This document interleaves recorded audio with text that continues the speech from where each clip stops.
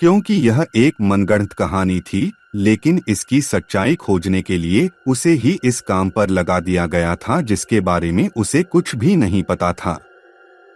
अब आगे तुम्हें यह काम सौंपने से पहले मैं एक बार तुम्हें उस कहानी से रूबरू कराना चाहता हूं जो मेरे साथ घटी थी, ताकि तुम्हें इस बात का उत्तर ढूंढने में ज्यादा तकलीफ ना हो।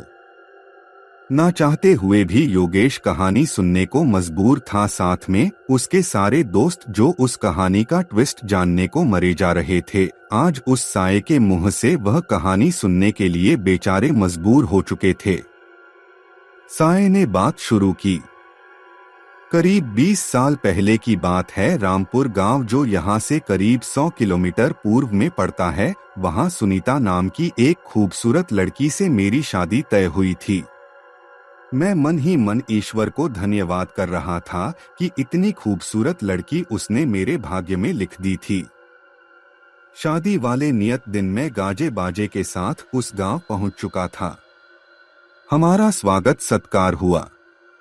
रीति रिवाजों के साथ हमारी शादी भी संपन्न हो गई और सुनीता हमारी पत्नी बनकर हमारे गांव आ गई। मैं बड़ा खुश था और मेरे साथ ही पूरा गांव सुमित्रा जैसी सुंदर बहू पाकर फूला नहीं समा रहा था। सब कुछ सही था, लेकिन एक बात मुझे परेशान कर रही थी कि सुनीता मेरे साथ हमबिस्तर होने में असहज महसूस कर रही थी। मैंने शुरू में तो इस बात को ज्यादा तवज्जो नहीं दी, लेकिन जैसे जैसे समय बीतता गया उसके चेहरे पर बेचैनी ज्यादा स्पष्ट दिखने लगी थी। मेरे स्पर्श मात्र से ही वो परेशान हो जाती थी। अब ये सब मेरे लिए असहनीय होने लगा था। मैंने कितनी बार उसकी परेशानी जाननी चाहिए, कितनी बार उसे समझना चाहा, लेकिन सब बेकार। अब मैं भी परेशान रहने लगा। हालांकि मेरा प्रेम उसके लिए रत्ती भर भी कम नहीं हुआ था, लेकिन कहते हैं न एक तरफा प्यार कुछ समय बाद दम तोड़ने लगता है, फिर भी मैं टूटने को तैयार न था। मैं उसकी दिक्कत समझना चाहता था और उसकी भरपूर मदद भी करने को तैयार था, लेकिन उसने कभी भी मुंह नहीं खोला। हम दोनों पति पत्नी होने के बावजूद भी शायद पति पत्नी नहीं थे। समय बीतता जा रहा था। सुनीता का व्यवहार भी अब रूखा होता जा रहा था। न जाने कौन सी पीड़ा के साथ वो इस रिश्ते को ढोने को मजबूर थी। मैंने अब सुनीता के गांव जाकर के इस बात का पता लगाने की ठान ली।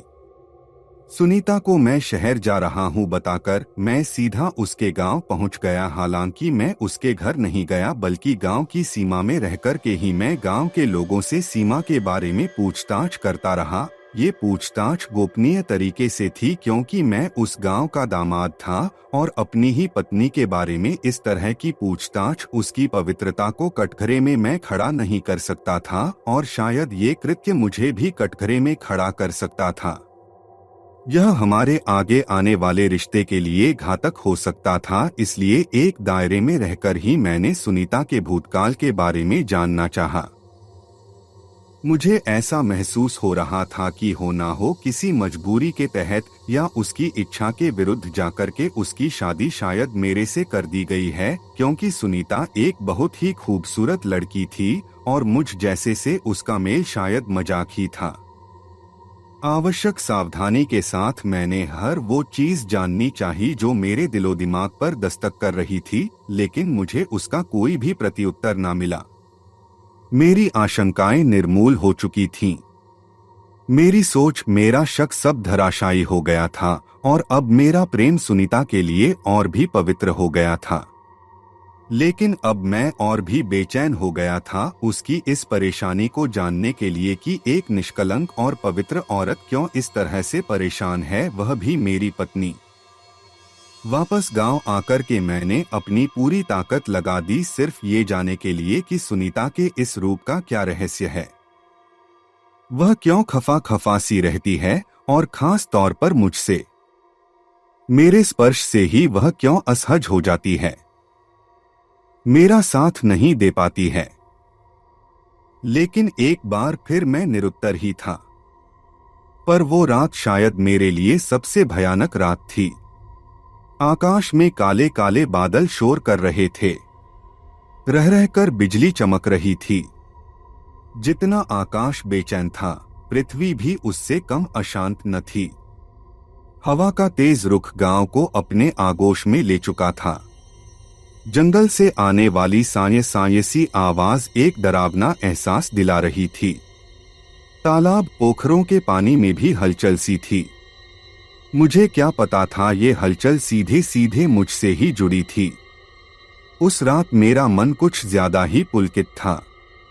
मस्त मौसम मुझे कुछ ज्यादा ही उन्मादी बना रहा था। मेरे चारों ओर मौसम में एक नशा सा था और मेरे पास खुद नशीली आंखों वाली थी। उस रात न जाने क्यों मैं खुद को रोक न सका। हालांकि मैं कुछ भी ऐसा नहीं करना चाहता था जो सुनीता की इच्छा के विपरीत हो, लेकिन उस रात मैं शायद मौसम की गिरफ्त में था और शायद एक हल्का हल्का सा नशा भी मेरी नसों में बह रहा था जो मुझे बार बार कुछ करने को उन्मादित कर रहा था। बगल में सुनीता बेसुध लेटी थी। उसे मेरी भावनाओं से, मेरी उड़ती उमंगों से कुछ भी लेना देना शायद नहीं था, लेकिन आज वो सोने में असावधान थी और रातों की भांति उसकी चोली कसी हुई नहीं थी। उसके अंतरंग वस्त्रों के खोल में कैद भी नहीं थे। ऐसा क्यों था मुझे नहीं पता, लेकिन मेरी आग को भड़काने के लिए ये सब घी का काम कर रहे थे। मैं धीरे से उठा, न जाने क्यों उठते ही मैं जमीन पर धड़ाम से क्यों गिर पड़ा। मेरा शरीर पूरी क्षमता के साथ मेरे साथ नहीं था। मुझे याद है उस वक्त रात का करीब 12 बजने वाला थे। सुनीता का खुला बदन आज योगेश को तरंगित सा कर रहा था, साथ ही उसकी नसंस को एक अजीब सा नशा भी दे रहा था। हालांकि वह अपने शरीर पर खड़ा नहीं हो पा रहा था, फिर भी उसने ना चाहते हुए भी कोशिश की। अब आगे। योगेश एक बार फिर से उठा और उठकर वह सुनीता के ऊपर झुक गया। सुनीता बेसुध सो रही थी या सोने का नाटक कर रही थी, मुझे नहीं पता। मैं उन्मादी हो रहा था। मेरा स्वयं पर नियंत्रण खत्म था। मैंने उसकी कमर के नीचे हाथ डाल उसे अपनी ओर खींच लिया। बाहर अचानक से बिजली कड़की थी शायद। मेरी आंखों को एक तीव्र प्रकाश का महसूस हुआ था, लेकिन मैं गलत था। वो चमक बिजली के कड़कने की नहीं थी, बल्कि मेरे सर पर किसी भारी सी वस्तु के टकराने की वजह से मेरी आंखों में उत्पन्न अकस्मात चमक की थी। मेरे सर पर किसी ने वार किया था, लेकिन किसने मुझे नहीं पता। निश्चेष्ट होते होते मैं इतना जरूर महसूस कर सका था कि मेरी पत्नी मेरे गिरते ही उठ खड़ी हुई थी और फिर अगला निर्मम वार मेरी पत्नी का ही था। किसी और की उपस्थिति मुझे नहीं महसूस हुई थी। उसके बाद मैं उठ न सका। मेरी मृत्यु हो चुकी थी, लेकिन चूंकि एक अहम सवाल के साथ मैं मरा था, मैं मुक्ति न पा सका और प्रेत योनि का शिकार हो गया। अब जिस दिन मुझे इस बात का ज्ञान हो जाएगा कि क्यों मेरी पत्नी ने मुझे मारा था, शायद मैं इस लोक को विदा कह दूंगा। ऐसा नहीं कि मैंने इस बात को जानने का प्रयास नहीं किया, लेकिन हमारी कुछ सीमाएं हैं, कुछ बंधन हैं। उसी वजह से मैं इस बात की तह तक न जा सका। और जब उस दिन तुम इस कहानी के तार अपने दोस्तों के साथ साझा कर रहे थे, न जाने मैं कैसे तुम तक पहुंच गया या पहुंचा दिया गया। शायद मेरी मुक्ति का रास्ता तुमसे ही शुरू होना था, क्योंकि और कहीं की अनुमति मुझे नहीं थी, लेकिन तुम तक मैं बगैर किसी परेशानी व बाधा के पहुंचा दिया गया। अब तुमसे ही मेरी प्रार्थना भी है और तुम पर ही मेरा बस भी है। मुझे मेरी मंजिल तक तुम ही पहुंचा सकते हो। योगेश अब बेबस था, न वो हाँ ही कह सकता था और न ही ना, मगर उसके अंदर का इंसान जाग चुका था। उसे अब उस प्रेतात्मा की बातों में एक तड़प व थकान स्पष्ट दिख रही थी। ठीक है, मैं तुम्हारे लिए यह काम भी करूंगा। मुझे बताओ कहाँ है तुम्हारा गांव? सारे मित्रों के साथ बैठकर योगेश ने उस प्रेतात्मा से उसके गांव का पता लिया। उसने उसे आश्वस्त भी किया कि वो जल्द ही उसके इस प्रश्न का सही सही उत्तर ढूंढ कर ले आएगा और हो सकेगा तो उसे इस योनि से मुक्ति में भी एक सार्थक रोल निभाएगा। एक अजीब सी संतुष्टि भरी मुस्कुराहट थी उस दोस्त के चेहरे पर, जो कि प्रेतात्मा के की ठंडक को दर्शा रही थी। अपने दोस्तों को सारी बात बता योगेश उस गांव के लिए रवाना हो गया। गांव की सीमा पर पहुंचते ही उसे एक अजीब सा एहसास होने लगा। उसे ऐसा लग रहा था कि हो ना हो इस जगह से उसका कोई पुराना नाता तो जरूर है, लेकिन क्या नाता है इस बारे में वो स्पष्ट नहीं था। जैसे जैसे उसके कदम मंजिल की तरफ बढ़ रहे थे, उसे ऐसा लग रहा था कि यहाँ की हर चीज उसके साथ मिश्रित सी है। यहाँ के पेड़, यहाँ की बात बगीचे, यहाँ के खेत खलियान, यहाँ की भाषा बोली, पक्षियों की चहचहाहट और यहाँ तक कि घूमते आवारा कुत्ते, सभी उसकी मानसिकता में जीवंत से लग रहे थे, मानो सभी से उसका पुराना नाता कभी रहा हो।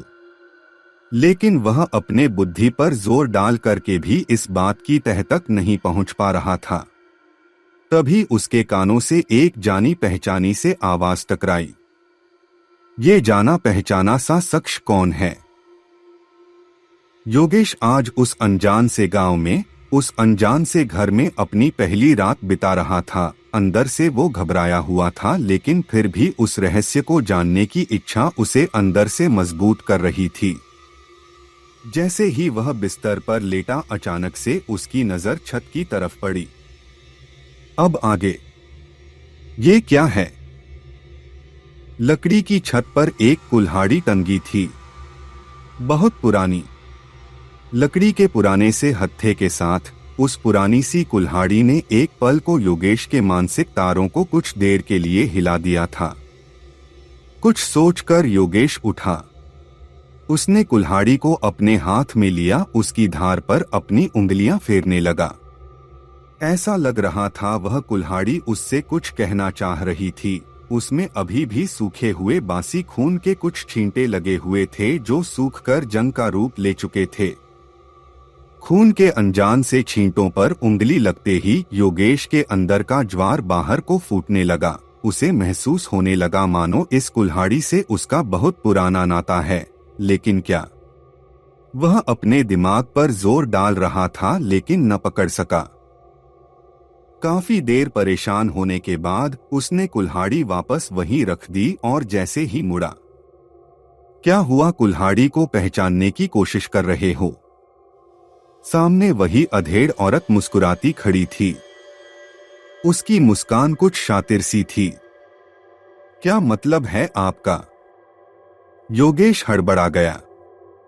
घबराओ नहीं, कहते हुए वो औरत हंसी और कुछ दूरी पर ही एक छोटी सी लकड़ी की मेज पर बैठ गई। अपने पल्लू से उसने अपना माथा साफ करते हुए कहा, जानते हो क्या वक्त हो रहा है?